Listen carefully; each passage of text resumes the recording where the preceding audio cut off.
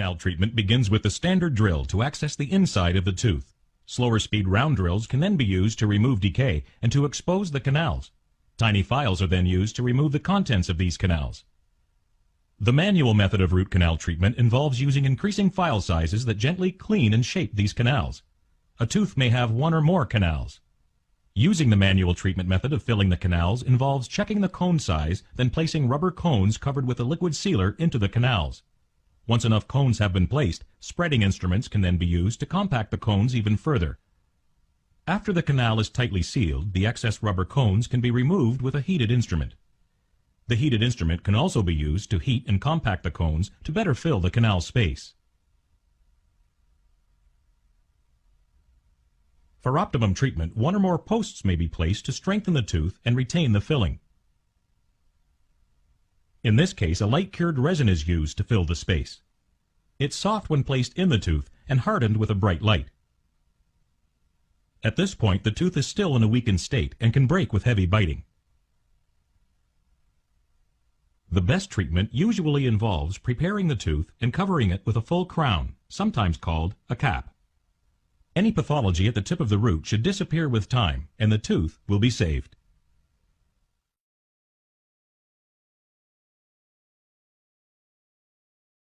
This animation shows two identical situations being treated in two different ways. The loss of the central incisor. The animation on the right shows the implant option. Here we have an immediate implant placement, followed by the post and core, which is secured to the implant fixture, followed by a crown. In this situation, we do not involve the adjacent teeth.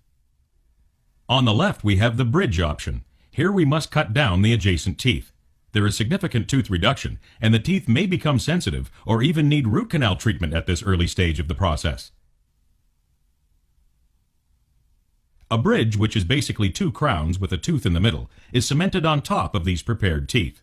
Comparing the two situations at the early stages of post-treatment shows that they can have similar cosmetic results. However, with the passage of time, there may be bone atrophy in the area of the missing tooth, which often leads to recession around the adjacent teeth. Depending on the margin integrity, cavities may start to form around and under the crowns. They're difficult to diagnose, and if left undetected, can grow to levels where the cavity reaches the pulp. This in turn may cause root canal problems as well as pathology at the tip of the root.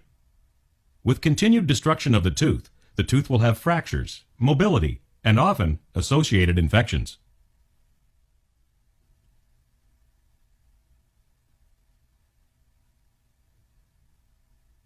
Comparing the two options again highlights the advantage of not encroaching on the adjacent teeth. The infections can create unsightly pus that drains into the mouth, creating a metallic taste and bad breath. Below the gums, we have bone destruction. The only solution at this time is to remove the bridge and the destroyed tooth as well. To continue with the bridge option, we again need to cut down another tooth and make the bridge bigger. A 4-unit bridge can then be placed on the two prepared teeth. This bridge will not look as good as the original due to the bone loss. The process of atrophy will continue as before. Comparing the two results now clearly shows the destructive possibility of the bridge with time. Since the number of teeth to support has doubled, there is now even more of a chance to have the same consequences happen to the next tooth. The bridge will once again have to be removed and more teeth prepared to hold the now 6-unit bridge. Comparing the two options, we can see that the implant replacement of a tooth is less traumatic and less expensive in the long term.